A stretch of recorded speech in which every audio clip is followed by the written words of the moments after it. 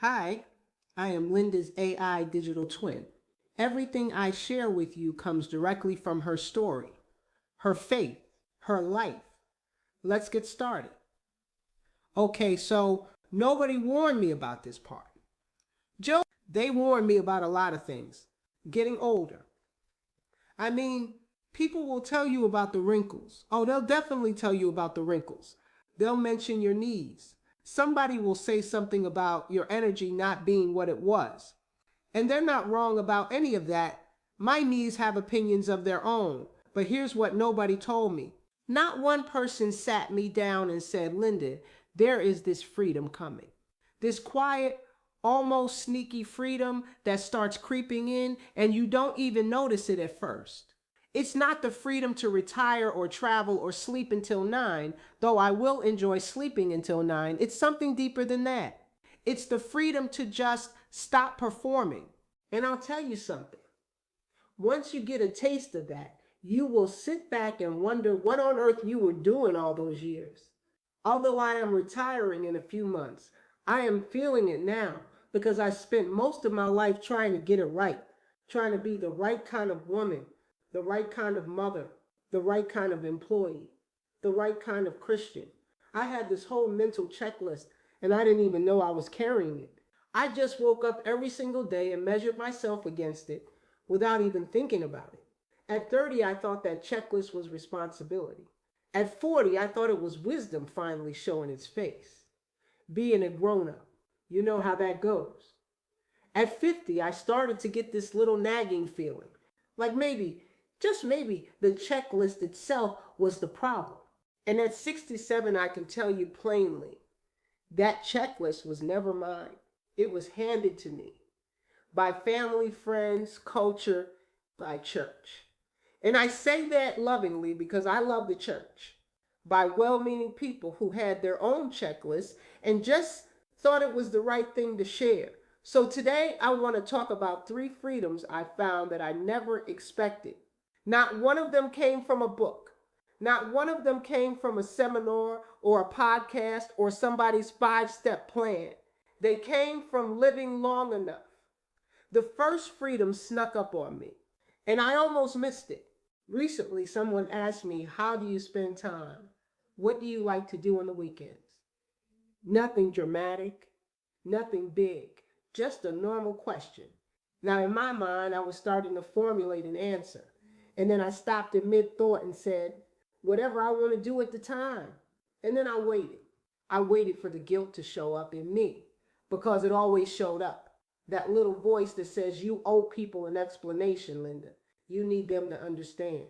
You need them to approve. And it didn't come. The guilt just didn't show up. And I sat with that for a minute because it felt strange. It felt almost rude. But then it felt like the first breath of fresh air I'd taken in years. Here's what I realized in that moment. I had spent so much of my life explaining myself to people who weren't even asking for an explanation. I was just handing it out. Here, let me tell you why I made this choice. Here, let me give you all the context so you don't get the wrong idea. Here, let me prove to you that I had a good reason. Why? Why was I doing that? Well, at 30, I needed people to understand me. I needed them to approve. If I made a decision and somebody looked at me sideways or questioned it or just seemed confused, I felt like I had done something wrong, like their confusion was my fault and my job to fix. However, now all of these years on this earth taught me something I wish somebody had told me at 30. Other people's confusion is not your problem to solve. Your choices will be questioned. Your motives will be misread. Somebody will always think you should have done it differently, stayed longer, left sooner, said yes, said no. And here is the freedom I want you to hear. You do not have to take that call.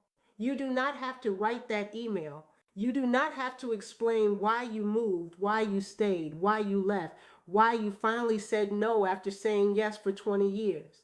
Now, I'm not saying be cold about it. I'm not saying be dismissive or unkind. That's not what this is. I'm saying stop handing out explanations like they're permission slips. Because here's the thing about permission slips. They imply somebody else is in charge of whether you're allowed. And at 67, honey, I am done asking for permission. The people who truly know you and love you, they already understand. And the ones who don't, they were never going to get it, no matter how long you talk. I spent decades explaining myself to people who had already made up their minds before I opened my mouth. And all those explanations did was exhaust me. Say what you need to say. Make the decision you need to make. And trust that God, not the approval of the room, is the one writing your story. This is the exact advice that I give my 33-year-old daughter today. The second freedom cost me something to learn. And I want to be honest about that. I used to hold on to my opinions the way some people hold on to family heirlooms, like they were precious, like they needed to be protected, like changing my mind about something would mean I had been wrong, and being wrong felt like failure. I was the woman with convictions. I knew what I believed, and I held on to that identity like it was the only thing keeping me upright. Except some of what I believed at 30 was just fear. I see that now. Some of what I believed at 40 was just other people's opinions I had memorized so well I thought they were my own. And some of what I believed at 50, well, life humbled that right out of me. Life has a way of doing that. Here is something nobody tells you about getting older. It's not just your body that softens, your certainty softens too. And for the longest time, I thought that was weakness. I thought, Linda, you're losing your convictions. You're getting soft. What happened to the woman who knew what she believed? Well, it had a lot to do with the Lord. The closer I got to God, the more I got convicted by the Holy Spirit, and it spilled over into my entire life. Conviction humbles you so that you begin to see things the way God sees it. So I've come to understand something, that softening isn't weakness, that's wisdom doing its work. I changed my mind about forgiveness. I used to think forgiveness meant letting somebody off the hook. Like if I forgave you, I was saying what you did was okay. And I could not bring myself to say that about certain things, certain people, certain hurts. I held on to those with both hands. Now I know forgiveness means unhooking yourself. It has nothing to do with them. It's about putting down something heavy that was only ever hurting you. That changed everything for me. Everything. I changed my mind about success. I used to think it was a destination, a title, a number, a moment when you finally arrive and somebody notices. I chased that for years. But now I think success is mostly just showing up when you said you would and being somebody people can count on. That's it. That's most of it. And I changed my mind about God. Now, God didn't change. I want to be clear about that. But the way I related to God changed completely. I used to treat my faith like a formula. Do the right things, say the right things, check the right boxes, and God will respond accordingly. Like a transaction. Formulas made me feel safe, but they also kept me at arm's length from the thing I actually needed, which was a relationship. And the moment I stopped treating faith in God like a formula and started treating it like a living, breathing relationship, that's when everything opened up. Here is the part one I want you to hear because nobody really talks about it. Changing your mind is embarrassing, especially when you've been loud about the thing you no longer believe, especially when people remember what you said 5 years ago, 10 years ago, and they will remind you, sometimes kindly, sometimes not so kindly. But embarrassment is a small price to pay for truth, a small price. And the people who genuinely love you won't say, I told you so.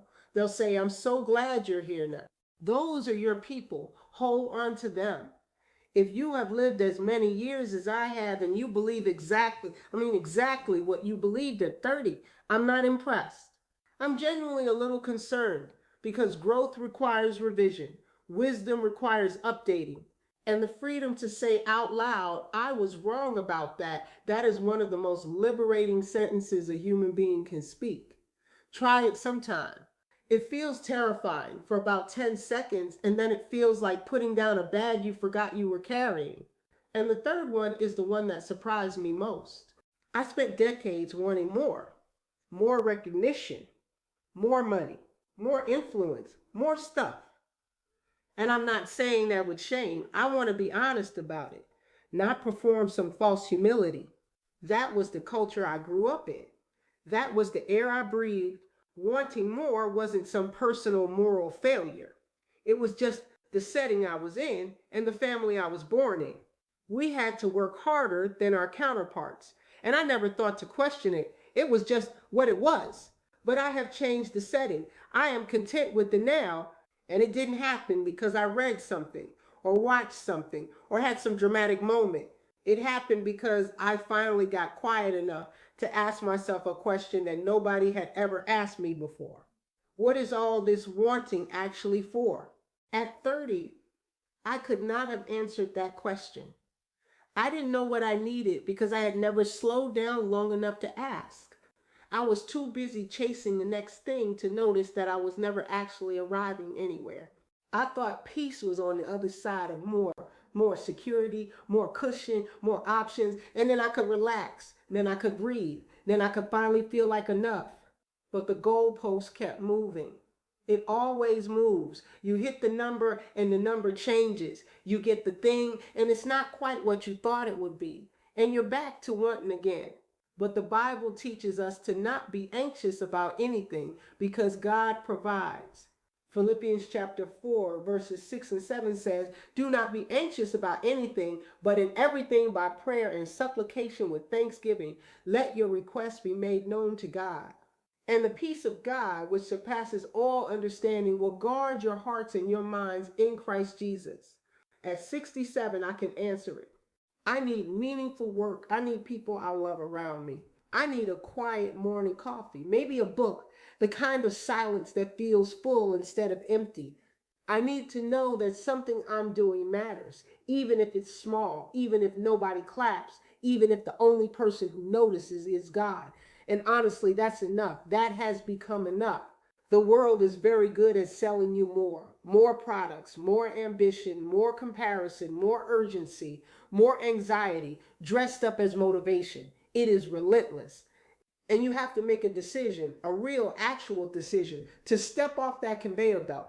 Nobody steps off accidentally. You have to choose it. You have permission to want less, to decide that enough is actually enough, to define what a good life looks like for you, not by what you've accumulated, not by what anybody else is doing, but by how much peace you're actually carrying around inside you.